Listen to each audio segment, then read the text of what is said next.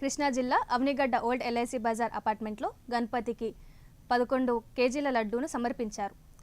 బోగాది బసవ పూర్ణయ్య సులోచన కుటుంబ సభ్యులు, పులిగడ్డ బాలు శ్రీనివాస్ కుటుంబ సభ్యులు కలిసి ఈ లడ్డూను సమర్పణ చేశారు. అంకుల్ అట్ట పట్టుకోబాకండి, అది పేలిద్ది. క్యాండిల్తో వెలిగించండి.